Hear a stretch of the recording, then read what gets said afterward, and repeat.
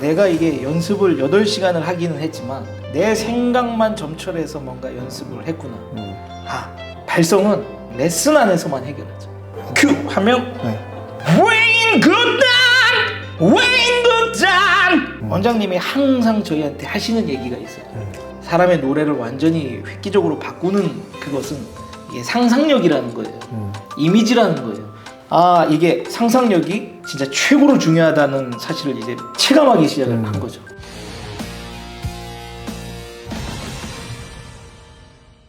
레슨을 한 몇 년 되셨죠 벌써?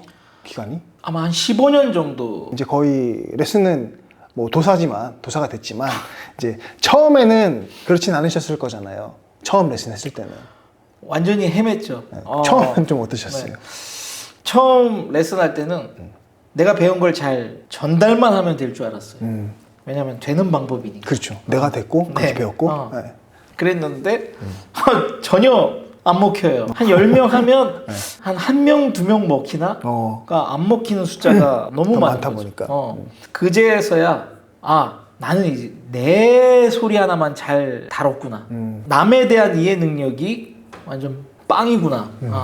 그때부터 이제 가르침이라는 것에 대해서 진지하게 이제 생각을 하기 시작한 거죠. 근데 이제 어떻게 해야 다른 사람을 잘 가르칠 수 있는지를 모르겠으니까 원장님한테 이제 물어봤죠. 어떻게 해야 잘 가르칠 수 있습니까? 그 레슨생을 완벽하게 너가 카피해 보는 거다. 지금 이 레슨생의 최악의 상태를 내가 그냥 카피를 하는 거죠. 안 되는 그 상태를 따라 해본다는 거죠. 그렇죠. 똑같이. 그리고 어떤 장애물을 좀 느끼고 있는지, 그리고 어떤 메소드나 방법들을 얘가 이렇게 받아들이게 되겠구나.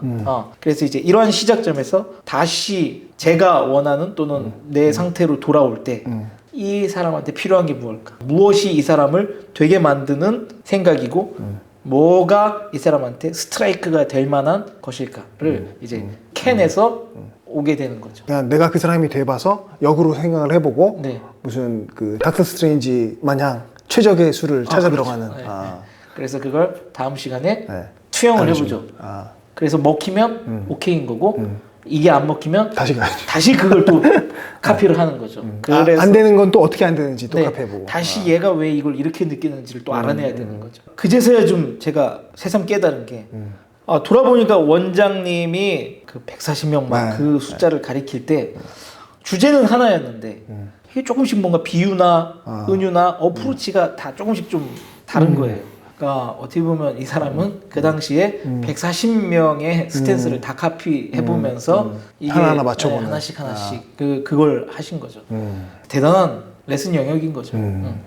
전에는 좀 좋은 커리큘럼을 배워서 그대로 전달만 잘하면 되는 줄 알았는데 그게 아니라는 걸 알게 되신 거네요. 네, 이게 보이지 않는 그 너머의 티칭 영역이 따로 있는 거죠. 더 큰 영역이 그렇게. 이것뿐만이 아니라 좀 교육자로서의 좀 마인드셋이라고 할까요? 그런 걸 확실하게 좀 각인했던 사건이 하나 있다고 들었는데. 네, 원장님이 병원에서 좀 문제가 생겨서 서든 데스의 상황으로 들어간 적이 있어요. 언제 죽을지 모르는 상황이다.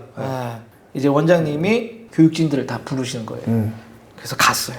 저는 뭐 유언이라든가 뭔가 좀 정리를 하시거나 그동안 뭐 이런 어떤 저기가 될 줄 알았는데 자, 병원 계단으로 가자는 거예요. 그래서 병원 계단으로 갔어요. 거기서 레슨을 하시는 거예요. 내가 죽기 전에 니네한테 이 씨앗을 던져야 내가 혹시 죽어서라도 니네가 이걸 어떻게든 뭐 발전을 시키는 해서 계속 레슨을 한번 해봐라 하고서는 내가 니네한테 정말 중요하게 해야 될 레슨을 오늘 하고 내일 혹시 죽을 수 있으니까 그렇게 하시는 거예요.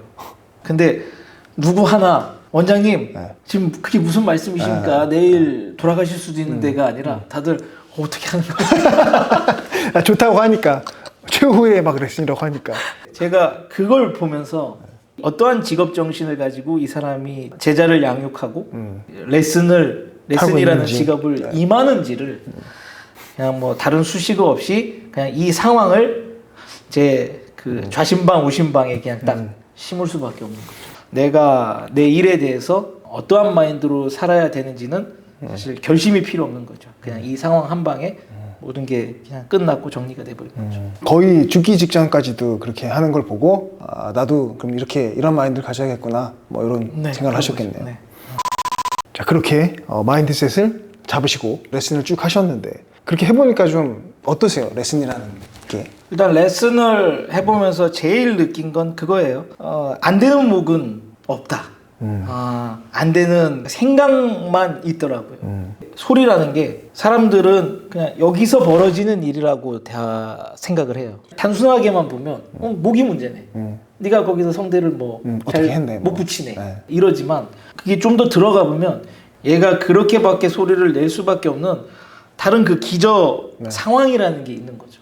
그러니까 이게 사실 모든 게 집약돼서 이게 소리로 사실은 나오는 거잖아요. 팩터가 정말 끝도 없죠. 근데 이걸 그냥 단지 그냥 목과 어떤 방법만 가지고 이게 좁게만 보니까 아직도 안 되는 사람들이 되게 많은 거죠. 많은 방법들이 지천에 있기는 하지만 이런 방법들의 중요한 맹점은 이거를 보는 사람이 전혀 고려되어 있지가 않은 거죠. 그러니까 사람이 고려되어 있지 않고 방법만 제시되어 있으니까 그걸 아무리 보고 본인이 해봐도 그게 절대 될 수가 없는 거죠. 모든 방법에는 이 사람이 진짜 중요한 건데 받는 사람의 특수성, 받는 사람의 특수성이 아예 고려되지 않은 상태로 메소드가 전달이 되니까 생명력이 좀 떨어져 있는 방법 같은, 죽어 있는 방법 같은 거네요. 네. 근데 이게 그런 것들만 좀 많이 퍼져 있고 그런 것들만 받아본 사람들이 생각하기에 보컬 트레이닝이 뭐 다 비슷비슷하고 받아봐야 좀 안 되는 것, 그렇기 때문에 결국엔 타고난 사람만 되는 것, 이렇게 이제 사고 구조가 가는 게 사실 저희는 제일 안타까운 거죠. 맞아요. 네. 그냥 지천에 깔린 레슨들이 오히려 이 시장을 되게 회의적으로 만드는 거예요. 깎아먹고 있는. 그래서 한 사람을 득음시키기 위해서는 정말 그 많은 관점으로 봐야 한다는 걸 뼈저리게 좀 느껴가고 있어요. 근데 가르치는 사람으로서 그런 포인트들, 보이지 않는 포인트들을 볼 수 있어야 되는데 사실 그런 포인트들을 못 보고 지나치는 경우도 굉장히 많죠. 때로는 정말 미안할 때가 많은 거죠. 내가 미리 봤으면 그렇죠. 빨리 얘기해 줄 수 있는데 그 자리에서 해결될 수 있었던 건데 시간이 이만큼 걸려버린 거니까. 레슨생에 울고 웃을 수 있는 그 노래 인생이 어떻게 보면 저한테 달려있는 거니까 책임감이 정말 막중하죠. 많을 수밖에 없죠. 그 중에서도 특히나 또 좀 기억나는 학생이라든가 뭐 케이스라든가 그런 거 있으세요?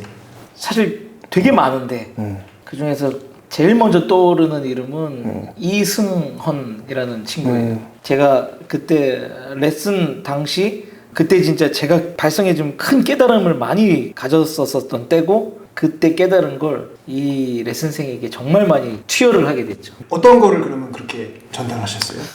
지나가는 사람에게 예를 들어 물어요. 고음은 어떻게 하는 건가요? 뭐 이렇게 하는 거. 뭐 생각들이 있겠죠. 네. 강한 건요. 뭔가 더 많이 쓴다든가. 근데 한 번 더 물어봐야 되죠. 당신은 고음을 하십니까? 잘 못한다고. 네. 10명한테 물으면 다 방법은 얘기를 비슷하게 하는데 정작 고음은 못한다고 해요. 그러면 이건 잘못된 방법이다. 못하는 사람이 상식적으로 알고 있는 건 틀린 방법일 수 있다. 그게 되는 거였으면 그 사람들도 그렇죠. 그랬겠죠. 그것은 상식이라 하더라도 실패의 방법이다. 그래서 제가 승원이한테 고음을 위해선 올리는 게 아니라 내리는 걸 가르쳤고 되게 거칠고 좀 파워 있는 파워풀한. 와일드를 하기 위해선 오히려 더 작은 짓을 계속 넣기 시작한 거죠. 즉 사람들이 인식하고 있는 방법에 전혀 다른 방식만 이 친구한테 넣고 이 친구도 레슨을 받는 동안에는 되게 의아했을 거예요. 생각하고는 좀 다르니까. 근데 이게 이제 합쳐지고 뭉쳐져서 이 친구가 애프터를 정말 멋지게 낼 수 있었던 거죠. 레전드 애프터 중에 하나죠.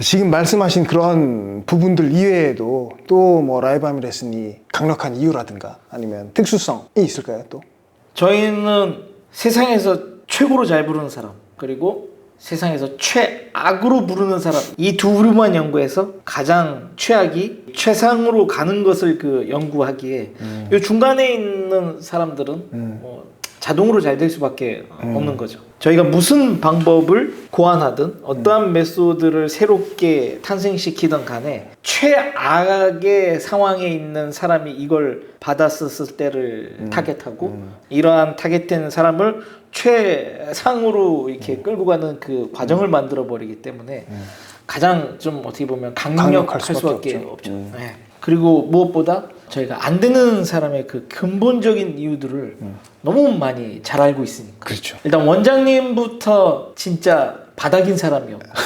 교육진들 중에 누구 하나 어디서 노래로 칭찬받은 사람들이 아니잖아요. 안 되는 사람들이 모여서 만든 커리큘럼이고 레슨이기 때문에 그 어느 곳보다도 그 안 되는 사람을 누구보다 잘 그렇죠. 이해할 수 있죠.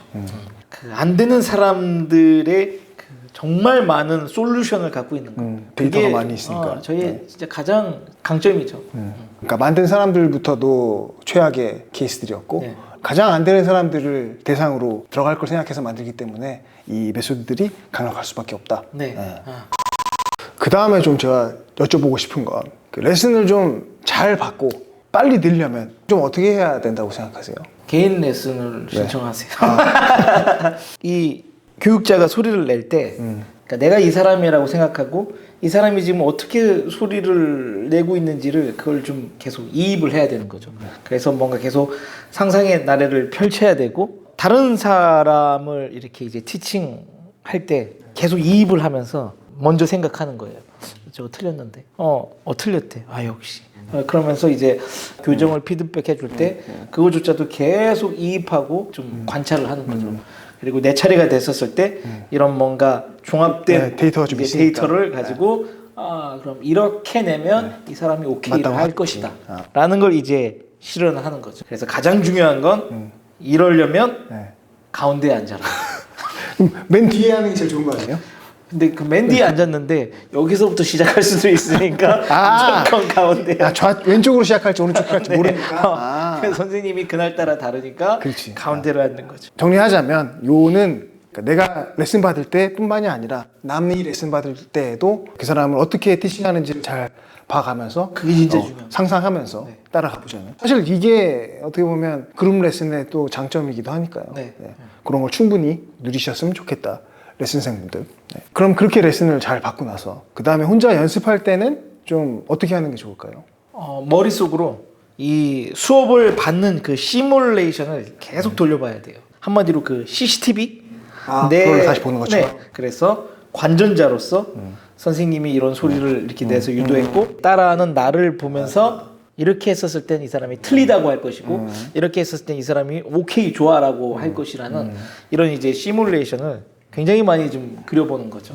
왜 우리가 축구 같은 거 보면 이 선수가 막 이렇게 공을 몰고 가고 있어요. 좀 저쪽 패스를 하지. 그치. 근데 당사자는 사실 그 시야가 안 보일 수 있잖아요. 우리는 근데, 이제 관전 시야에서 보니까. 근데 우리는 관전자에서 보니까 이게 훈수가 가능하잖아요. 그러니까 그거랑 좀 똑같은 원리죠.